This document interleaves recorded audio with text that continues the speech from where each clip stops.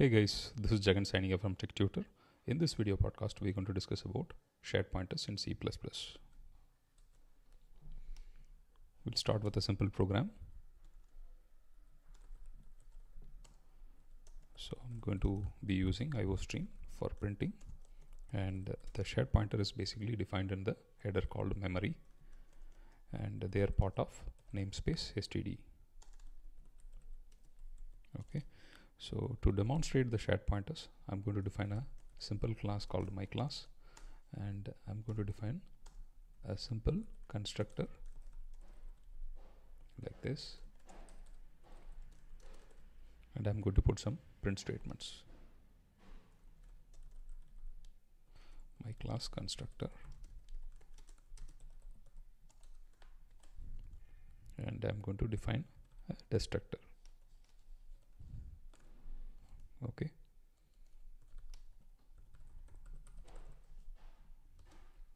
And I'm going to define a simple function called sum function.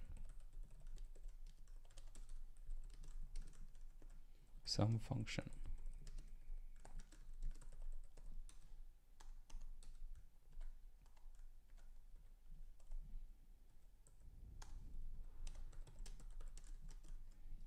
So let's declare some raw pointers. I will say myClass ptr1 equals new myClass. Basically, I'm creating a object of myClass in the heap, and I'm going to declare two more such pointers.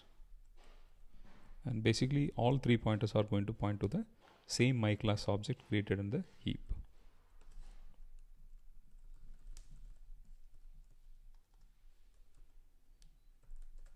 ptr2. Okay. Now, using these pointers, I'm going to invoke the sum function.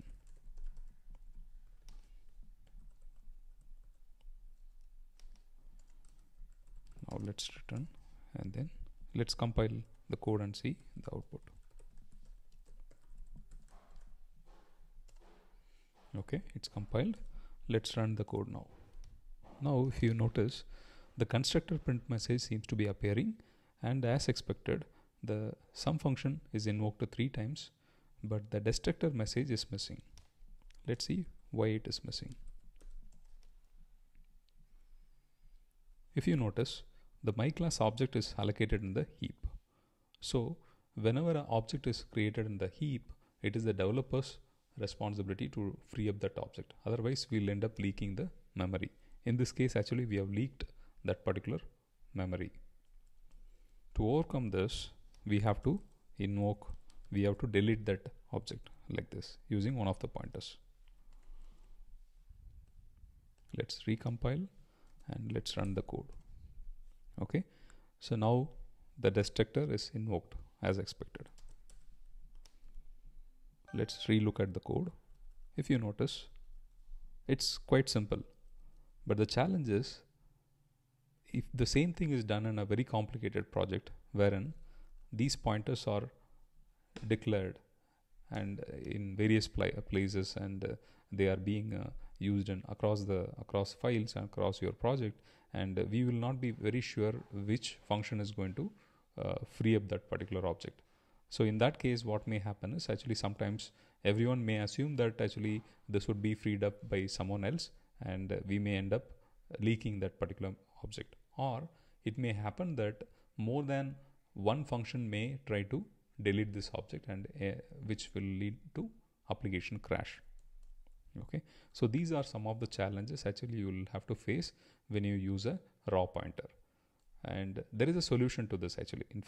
In fact in C++11 they introduced a new type of shared pointer. In fact, actually there was yet another smart pointer called AutoPTR, which was available until C++98, but now in starting from C++11 they introduced a shared pointer which will essentially replace the AutoPTR. Now let's see how to use shared pointers and overcome this kind of memory leak issues and double deletion kind of issues.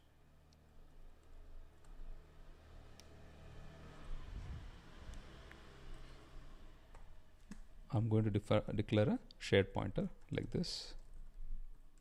So here this angle bracket, actually we are indicating that this shared pointer is going to point to object of type my class. Basically this is part of template, and I'm going to call this as ptr1. Though we call this shared pointer as a shared pointer, actually they are simple objects which essentially wraps the my class objects internally. And the way we can actually make the ptr1 to point to the my class object created in the heap is this way. Okay, and I'm going to declare two more pointers over here. I'm going to say it is also going to share the ownership of the same object like this, and there is yet another syntax by which we can share ownership. So over here I can say ptr2 or ptr1. Essentially all three pointers are pointing to the same object created in the heap. That's it. Now just like the way you access to the sum function with the raw pointer, you can access the same sum functions with the same syntax.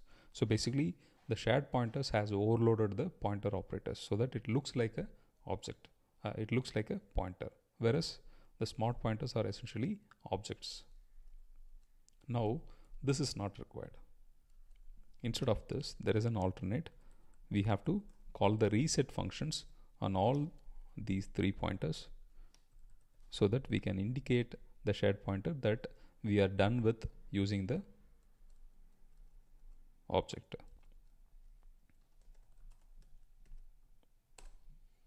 Okay, looks like there is some compilation error. The reason for this is that, like I said, this is part of the shared pointer is part of the C++11. So we have to indicate to the compiler that we are using C++11. So we can say that by using -std equals GNU ++11. Now the compilation errors are gone, and as expected, both constructor and destructor messages seems to be invoked, which means the object is destructed properly.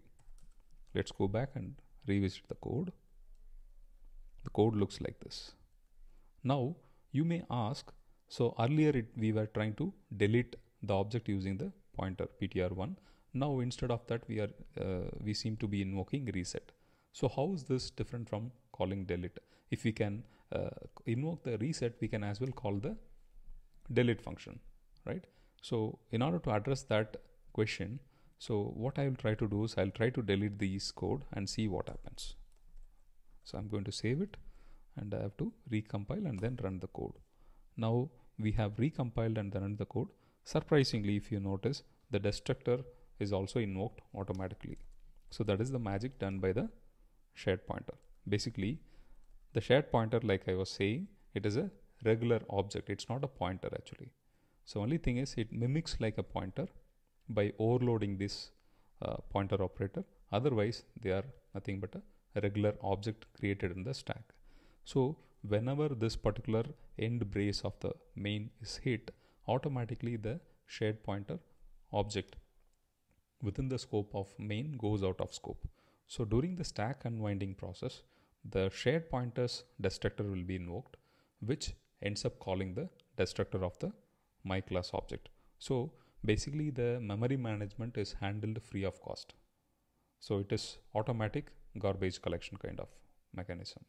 So using this shared pointer, one can avoid memory leaks and avoid all the raw pointer related issues actually. And in addition to this, I would like to say that if you are interested in knowing how many shared pointers are sharing the ownership of this particular my object, basically you can do it like this. There is something called count, use count. So I will say use count. The use count indicates how many shared pointers are sharing the my class object ownership. So you can say like this, ptr1 dot use underscore count. Basically we'll call the reset functions here, ptr1 dot reset. Okay, and I'm going to invoke this reset 3 times. See, whenever we call the reset, we are indicating that the PTR1 is done with the myClass object. So basically the PTR1 releases the ownership of that myClass object. So in the same fashion, actually we would like to release the ownership of myClass object from all the pointers. Okay, once we are done with this. Now once we have released the ownership, now since there is no smart pointer referring to that myClass object, automatically the reference count should become 0. When the reference count becomes 0, the shared pointer knows that there is no reference to this myClass object. So it is going to invoke the destructor of the myClass automatically. Let's experiment that this way. Okay, now if you notice, as expected, the destructor is invoked. Not only that, the use count has become 0, which proves that the shared pointer has released or cleaned up that myClass object automatically.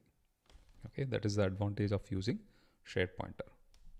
Okay, and if you like this video, you can subscribe to my YouTube channel so that you can watch more such videos. Thank you.